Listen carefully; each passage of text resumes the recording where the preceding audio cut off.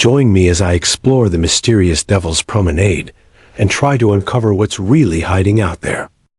Devil's Promenade, a place shrouded in mystery and eerie legends, where the unexplained phenomena have captured the imagination of many. This infamous location has been the subject of countless stories, sightings, and experiences that continue to baffle and intrigue us to this day. When it comes to understanding what truly lies behind the strange occurrences and sightings in this area, many of us are left scratching our heads. The truth is, separating fact from fiction can be a daunting task. We're often forced to rely on eyewitness accounts, hearsay, and speculations that can be unreliable and misleading. As a result, the line between reality and fiction becomes blurred, making it increasingly difficult to separate what's real from what's not. The more we delve into the mysteries of Devil's Promenade, the more we realize how complex and multifaceted the issue really is. It's a tangled web of myths, legends, and theories that can be overwhelming to navigate. With so many conflicting perspectives and interpretations, it's no wonder that the truth remains elusive. Despite the challenges, the allure of Devil's Promenade remains strong, beckoning us to explore and uncover its secrets. But where do we even begin? With so many different narratives and explanations, how can we hope to get to the bottom of things? From ghostly apparitions to unexplained lights, the stories surrounding Devil's Promenade are as diverse as they are chilling. Some claim to have seen shadowy figures lurking in the darkness, while others speak of experiencing strange, unexplained phenomena. Then there are those who believe that the area is home to supernatural entities, drawn to the location by some unknown force. But what about the scientific explanations? Some propose that the strange occurrences can be attributed to natural phenomena, such as unusual lighting effects or unusual geological formations. Others suggest that the human psyche plays a significant role, with our minds conjuring up explanations for things we can't understand. One particular story that caught my attention is that of a group of friends who claim to have captured evidence of a paranormal entity. The footage they recorded seems to show a dark, shadowy figure moving in the distance, sending chills down the spine of anyone who's seen it. While some have dismissed it as a hoax, others believe that it's concrete evidence of the supernatural forces at work. As I dug deeper, I came across another piece of evidence that's left me speechless. A local resident shared a photograph that appears to show a figure standing in the middle of the road, surrounded by an eerie, glowing mist. The image is haunting, to say the least, and has left me wondering whether it's a clever manipulation or the real deal. The more I explore Devil's Promenade, the more I realize that the truth is still out there, waiting to be uncovered. Whether it's a genuine paranormal phenomenon or a cleverly constructed hoax, the allure of this mysterious location continues to captivate us, drawing us in with its secrets and mysteries. In conclusion, the mystery of Devil's Promenade remains unsolved, leaving us with more questions than answers. But that's what makes it so fascinating, don't you think? If you've had any experiences or thoughts about Devil's Promenade, be sure to share them in the comments below. And if you're ready to explore more local legends, check out my next video, where we'll delve into another spine-tingling mystery. The Devil's Promenade, Part 1. We had heard the stories. Every teenager in our town had ghostly figures, vanishing hitchhikers, lights that hovered over the road, glowing in a sickly yellow before disappearing into the woods. Devil's Promenade wasn't just a road. It was a rite of passage. Every year, seniors would pile into their cars late at night, park along the dirt path, and dare each other to get out, walk the short path to the spot, and wait for something to happen. Most came back with nothing more than slightly bruised egos and embellished tales to share. A few, though, returned changed. Those stories were the ones that lingered in whispers between the gas station aisles and late-night bonfires. Stories about the ones who didn't come back the same. So when my best friend Eli suggested we check out the promenade, I laughed it off. I wasn't one for superstition, especially of the town folklore variety. But then he told me something that chilled me to the bone. "My cousin went out there last year," he said, voice low, his eyes darting around as if afraid someone might overhear. "Came back talking about shadows that weren't his, things he heard that he shouldn't have." Eli paused, swallowing hard before adding, "Now he's in a hospital. They say he won't talk, just stares at the corner of his room like something's waiting there." Despite my skepticism, Eli's story sparked something dark and curious within me. The more he spoke, the more real it felt, like his words were weaving threads around me, pulling me closer to the promenade. The tailies felt close, breathing down our necks. And that's how I found myself, 2 days later, sitting in Eli's car, parked at the edge of Devil's Promenade, under the dim glow of a nearly full moon. The night was deathly quiet. No sound of animals or insects, just silence that seemed to press down on us, heavy and oppressive. I had agreed to come, thinking I'd get a laugh out of the night, but the unease was growing. Beside me, Eli sat stiff, his fingers drumming anxiously on the steering wheel. His usual humor was gone, replaced by something grim and reluctant. We left the car and started walking, our flashlights barely illuminating the winding dirt path. The air grew colder as we moved closer to the spot where most claimed the phenomenon happened. Eli told me the stories about the light, a floating orb that could change color, luring people off the path. He said if you looked at it for too long, it would pull you in, drawing you to wherever it came from. "I don't believe in the light," I scoffed, hoping to break the tension that had settled over us. "It's just kids trying to scare each other." "Come on, if it was real, wouldn't the police have looked into it?" "Maybe they did," Eli replied in a tone so serious that my chuckle died in my throat. "Maybe they're just as scared as we are." We walked a little further, our steps slow and reluctant, as if every inch we traveled was being fought against by something in the air around us. Then I saw it, the faintest glow ahead, barely visible, like a firefly trapped in fog. "That can't be real," I whispered, more to myself than Eli. "Do you want to check it out?" I glanced at him. The glow ahead was faint, flickering, and it seemed to move as we approached. It hovered above the ground, casting an eerie, yellowish-green light that illuminated the twisted tree roots jutting out from the soil. We edged closer, careful not to make a sound. The light drifted, almost playfully, as if coaxing us closer. Its glow grew stronger, pulsing, changing colors, soft yellows, greens, and a dark, bruised purple that seemed to seep into the surrounding trees, staining them like spilled ink. "Did you hear that?" Eli whispered, stopping dead in his tracks.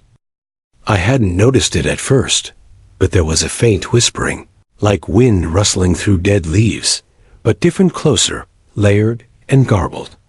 I couldn't make out the words, but they sounded urgent, pleading. The light flickered again, and for a split second, I thought I saw a shadow pass through it, a shadow that wasn't ours. Eli gripped my arm, his nails digging in painfully. "Let's go back," he said, his voice shaking. "This isn't a joke anymore, man." I nodded, and we started to turn, our nerves frayed and alert. But before we could take a step, the light darted to the side, disappearing behind a tree. Then, from the shadows, it emerged again, closer. And something was with it. It was too dark to make out what it was, but I could see a figure, a tall, shadowy form that seemed to loom just behind the light. It wasn't moving, but its presence was overpowering. It felt like every cell in my body screamed to run, but I couldn't look away. Then it moved. One slow, deliberate step forward, as if savoring the distance it was closing between us. The Devil's Promenade, Part 2. My legs felt like they'd turned to stone. I tried to will myself to move, to step away from that looming figure, but it was as if the earth itself had swallowed my feet. Eli grabbed my hand, his fingers ice cold, trembling. "Go. Let's go," he whispered, barely able to force the words out. The light grew brighter, pulsing in tandem with the thing in the shadows, illuminating parts of its face, or what I thought was a face. It looked wrong, like features that didn't quite fit together, with eyes sunken in shadowed hollows and a mouth that seemed too wide, stretching in a twisted, malicious grin. I could feel its gaze piercing into me, heavy and almost alive. Every part of me was screaming to turn away, to run, but my eyes wouldn't move from its face. The figure reached out a hand. Or at least, it looked like a hand-long, thin fingers with pointed tips that seemed to stretch and writhe, each movement too fluid, too unnatural. It pointed straight at us. Eli yanked me backward so hard, I nearly lost my balance, and that's when I snapped out of whatever spell had held me. We stumbled back, not looking behind us, as we broke into a run down the path. The woods were dark, disorienting, the ground a mess of roots and rocks that seemed determined to trip us. Behind us, the light and its strange companion started to follow, floating over the ground, gliding smoothly and silently as we crashed through branches and brush. "Don't look back," Eli shouted, his voice strained and panicked. But I didn't need to look back. I could feel it, closing in on us, something so cold it felt like it was freezing the air itself. I could hear that faint whispering again, only now it was louder, angrier, as if we had disturbed something that had been waiting in the silence. I didn't understand the words, but the malice behind them was clear. It was as if the forest itself was growling at us. We broke free from the trees, the dirt road of Devil's Promenade stretching out before us. Eli's car was parked just up ahead, and for one moment, hope flared in my chest. We were almost there. Just a few more steps, and we'd be safe. But as we neared the car, the light shot forward, moving faster than I'd ever seen anything move. It stopped just inches from us, blocking our path, hovering in midair like it was alive, breathing, watching. Eli screamed, pulling me in the opposite direction, dragging me off the road and into the dark field beside it. The light followed. We stumbled blindly, tripping over rocks and roots, but there was no escaping it. The thing moved smoothly, gliding effortlessly over the uneven ground, the figure behind it somehow growing taller, looming above us like it was stretching, reaching. It was then I noticed something strange. At the edges of the light, things were moving. Small, writhing shapes, coiling and twisting. The shadows started to separate, taking shape in the darkness. At first, I thought they were animals, but as they moved closer, I realized with a sinking horror that they were hands. Hands clawing out from the shadows, fingers gnarled and broken, digging into the soil as if trying to pull themselves free. Eli must have seen it too, because he let out a strangled gasp, stopping in his tracks. He turned, facing the figure and the writhing shadows, as if he'd resigned himself to something. I grabbed his arm, shaking him, trying to snap him out of whatever trance he'd fallen into. "We have to keep going," I screamed. But he didn't move. His face had gone slack, his eyes wide and glazed. And then, before I could stop him, he took a step toward the light. "Eli!" I shouted, panic clawing up my throat. I tried to pull him back, but it was like he was being pulled by something stronger than either of us. His eyes were fixed on the figure, transfixed, like he was in some kind of daze. "Come on, Eli, snap out of it." "It's not real," I shouted, shaking him harder. "It's calling me," he whispered, barely audible, his gaze distant. I have to see." I watched in horror as he took another step forward, his hand reaching out, fingers stretching toward the light. The Devil's Promenade, Part 3. I lunged, grabbing Eli's arm with both hands and yanking him backward, harder than I'd ever thought I could. He stumbled, falling to the ground as I struggled to keep him from moving forward. His face was blank, almost expressionless, as if he couldn't hear me.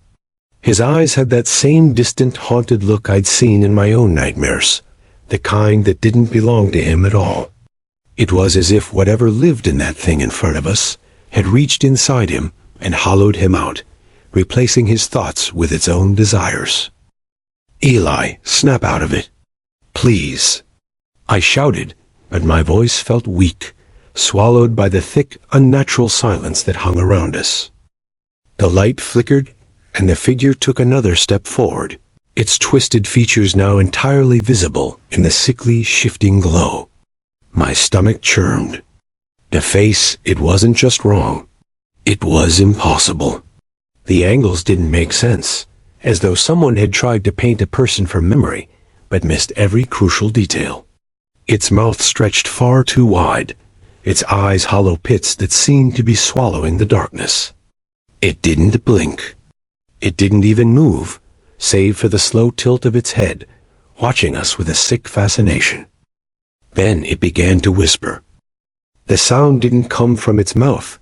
It came from the air around us, from the ground beneath our feet, as if the earth itself had started to speak. It was a low, guttural murmur, layered and thick, like multiple voices speaking at once. I couldn't understand the words, but the sound. It drilled into my mind, rattling something deep inside of me that wanted to run, to get as far away from here as possible. But Eli was still staring, his lips parting as if he wanted to answer it, to respond to whatever those voices were saying. He tried to stand, his eyes glazed, his hand reaching out toward the thing once again. Desperation flared inside me, and I did the only thing I could think of. I slapped him hard, my hand stinging as it made contact with his face. "Wake up!" I screamed, my voice echoing through the empty trees. The shock snapped him out of it, if only for a moment. He blinked, his face contorting in confusion and fear as he looked at me, and then back at the figure, as if he was seeing it for the first time. He stumbled backward, pulling me with him, his breathing shallow and fast. What is that?" he whispered, his voice trembling. "I don't know," I replied, barely able to keep the terror out of my own voice. "But we need to get out of here. Now." The figure tilted its head again, and I felt the air grow colder, the whispering growing louder, more insistent. The light dimmed for a moment, flickering like a dying flame, before flaring back to life with a blinding intensity. Shadows writhed at the edges of the glow, twisting and merging, forming shapes that were almost human. But they weren't human. They were wrong, distorted, as if the shadows themselves were trying to remember what it was to be alive. Faces flickered in the dark, half-formed and shifting, mouths open in silent screams, their eyes wide and hollow. Each face seemed to reach for us, stretching out with long, claw-like fingers, grasping at the air as if they could pull us into the darkness with them. Eli and I scrambled backward, our breaths coming in ragged gasps as we struggled to put distance between us and the horrors unfolding in front of us. The figures moved with us, gliding forward like smoke, closing the distance faster than we could back away. I tripped over a root, landing hard on the ground, my flashlight slipping from my hand and rolling away, casting wild shadows that only seemed to make the figures look more grotesque, more real. Eli grabbed my arm, trying to pull me to my feet, but the cold had seeped into my bones, making my limbs feel heavy, sluggish. It was as if the ground itself was holding me down, refusing to let me go. Then, one of the shadowed hands brushed against my ankle. A shock of ice-cold pain shot up my leg, like fire, but somehow colder, numbing and burning at the same time. I screamed, kicking frantically, trying to shake off whatever had grabbed me, but the grip only tightened, pulling me closer to the edge of the light. I could feel it now, an unbearable cold, so intense it felt like it was eating through my skin, through my bones, chilling me from the inside out. "Let go of me," I shouted, but my voice was barely a whisper against the roar of the whispers around us, like 1,000 voices speaking in unison, drowning out everything else. Eli's face twisted in terror as he pulled harder, digging his heels into the ground, his fingers slipping as he tried to keep me from being dragged into that sickly, pulsing glow. I could see the panic in his eyes, the desperation as he clung to me, refusing to let go. But then he looked up, his gaze fixed on something behind me, his face going pale. "Run," he whispered, his voice barely audible. I didn't understand at first, but then I felt a presence behind me, something so close I could feel its cold breath on my neck. The whispering grew louder, more frenzied, and I knew, without a doubt, that if I turned around, if I looked at whatever was behind me, I wouldn't come back. With a strength I didn't know I had, I wrenched my leg free from the grasp of the shadowed hands and scrambled to my feet. Eli and I took off, sprinting back toward the car, our breaths ragged and shallow as we fought against the terror that clawed at us, driving us forward. But as we ran, the whispers followed, growing louder, faster, the figures gliding alongside us, keeping pace no matter how fast we moved. I didn't dare look back. I couldn't bear to see what was chasing us. All I could do was keep running, keep moving as the darkness closed in around us. Finally, we burst out of the woods, the car just ahead, the cold, silent night somehow feeling more alive in the forest we had just escaped from. But just as we reached the car, just as safety was within reach, I saw it standing in the middle of the road, blocking our path. The figure. It was waiting for us, its twisted face stretching into a smile that was too wide, too hungry. Its hollow eyes fixed on us, and it took a single step forward, as if savoring our terror, our desperation. We were trapped. The Devil's Promenade, Part 4. Eli and I froze, our breaths heaving, our legs shaking. The figure stood perfectly still in the road, its gaze fixed on us, the strange, shifting light casting grotesque shadows that danced around it, merging and splitting like living things. It was waiting, as if savoring the fear that gripped us. "Get in the car," Eli hissed, his voice barely audible. His hand fumbled with his keys, his fingers trembling as he tried to keep them steady. We inched sideways, never taking our eyes off the figure. The door handle was cold and slick in my hand as I yanked it open, practically diving into the passenger seat. Eli threw himself behind the wheel, his hands shaking so badly he could barely fit the key into the ignition. With a sudden jarring roar, the car's engine came to life, its headlights flooding the road with light. For one fleeting moment, I dared to hope that we might escape. But then, as if sensing our intentions, the figure took another step forward, blocking our path, its shadow stretching long and dark across the ground. "Drive," I whispered, my voice barely a breath. Eli didn't need to be told twice. He slammed his foot on the gas, the tires spinning and squealing against the dirt. The car lurched forward, and for a split second, I thought we were going to hit it, that this was it, that we were going to plow through whatever this thing was and leave it behind us. But just as we reached it, the figure vanished. The road was empty. I barely had a second to process the relief before the entire car shuddered, as though something heavy had landed on top of it.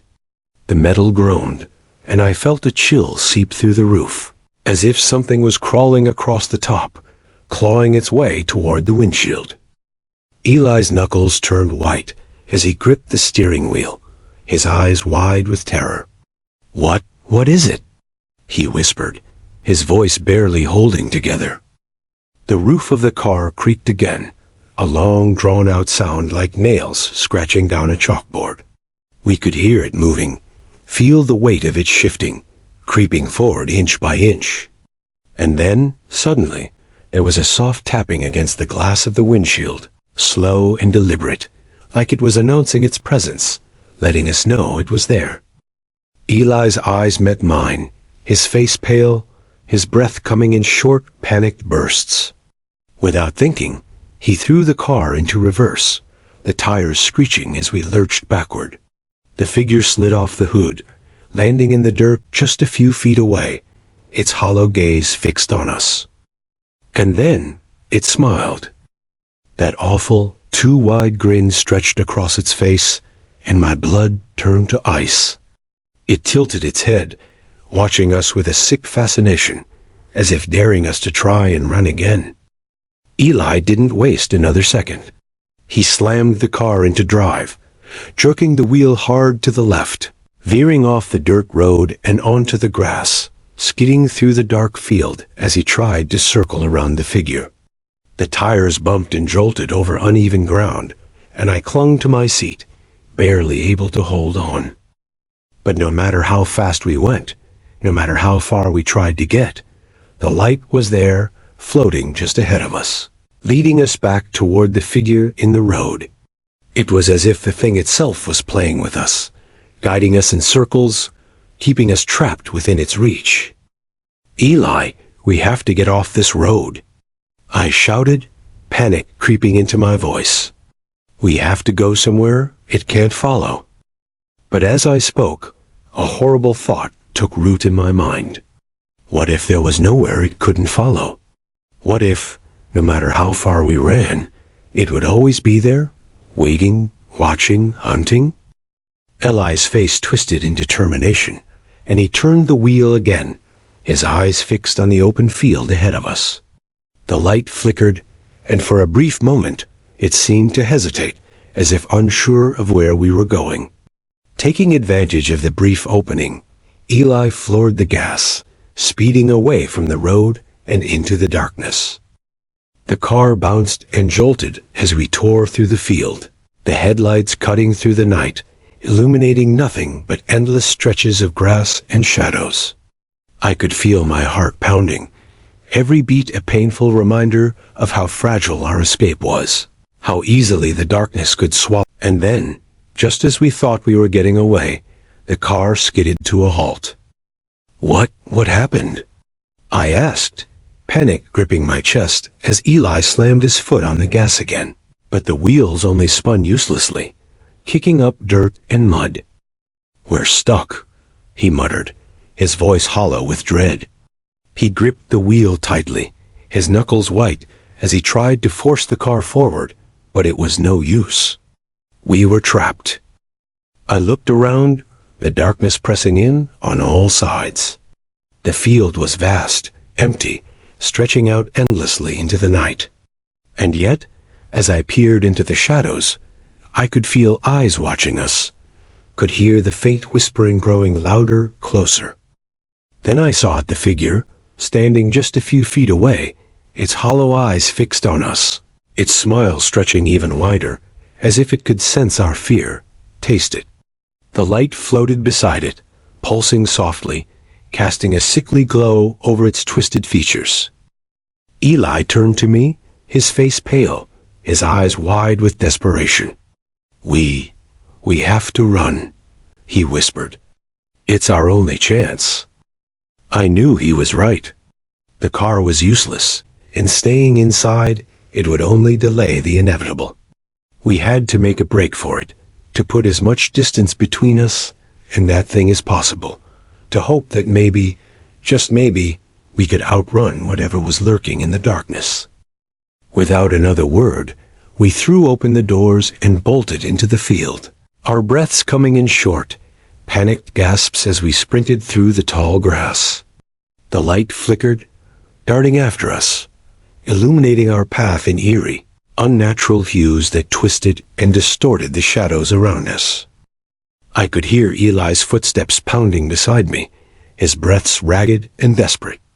But the whispering was growing louder, closer, the voices layering over each other in a chaotic, maddening chorus.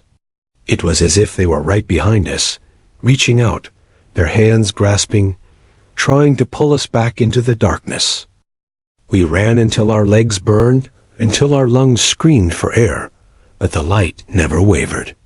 It followed us, relentless, always just a few feet behind, casting its sickly glow over everything, distorting the landscape into a twisted nightmare. And then, out of nowhere, I tripped. I hit the ground hard, the breath knocked out of me as I tumbled into the dirt. Eli stopped, reaching out to help me up, but it was too late. The light was upon us, hovering just above me, its glow so bright it hurt to look at. And then I heard it.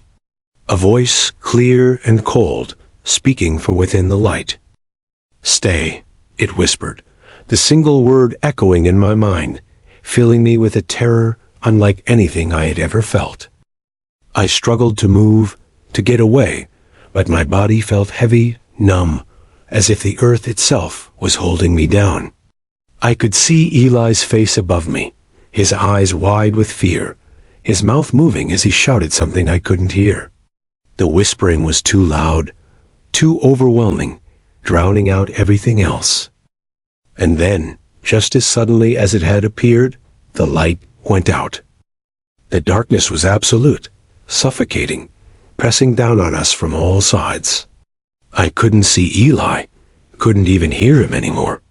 All I could hear was the soft, slow footsteps approaching from behind me, each step sending a jolt of icy dread through my body. The figure was coming closer. The Devil's Promenade, Part 5. I could feel the darkness pressing in on me, smothering, dense, as if every breath was filling my lungs with something heavier than air. I scrambled backward on my hands and knees, desperately trying to put any distance between me and the thing in the shadows. I still couldn't see it, but I could feel it. Every nerve in my body screamed that it was close, so close that I could feel its cold breath on my skin. Eli grabbed my arm, his hand trembling as he pulled me to my feet. We didn't speak, didn't dare make a sound, but I could feel the same terror radiating off him, the same desperate urge to run, to get away from whatever was stalking us. We started moving slowly at first, creeping through the darkness, our breaths shallow, our movements quiet. But then the whispering started again.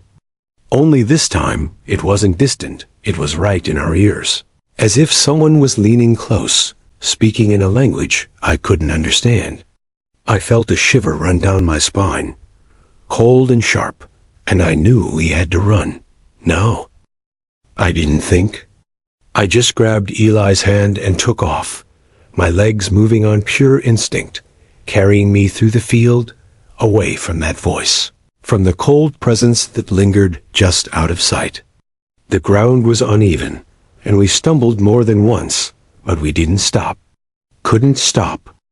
The light returned, brighter this time, illuminating the field around us in harsh, unnatural colors.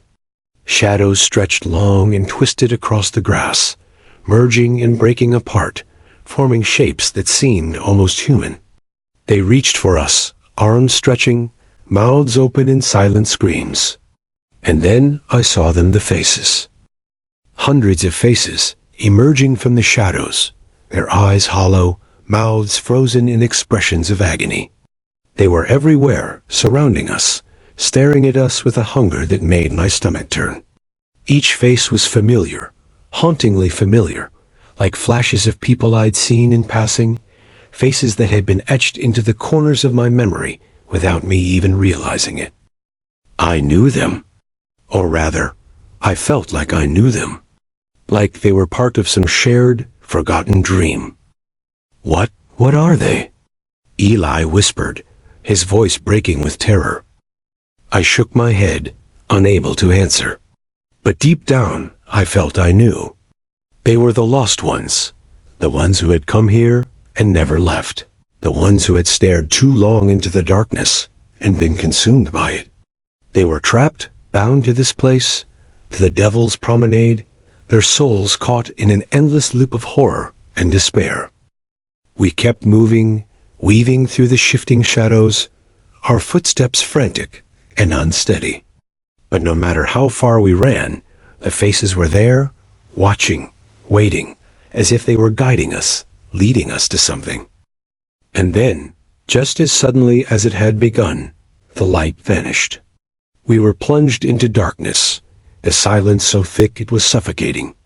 I could feel Eli's grip on my arm, tight and desperate, grounding me, keeping me from slipping into the same madness that had claimed so many before us.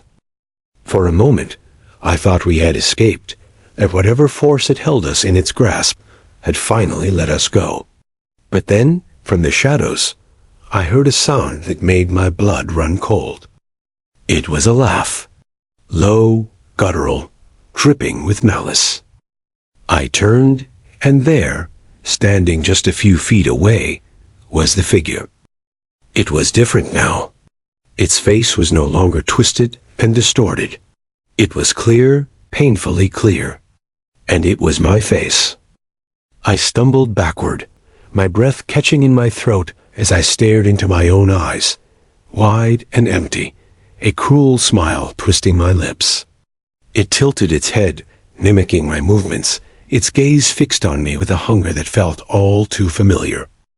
"No, no, this isn't real," I whispered, my voice shaking.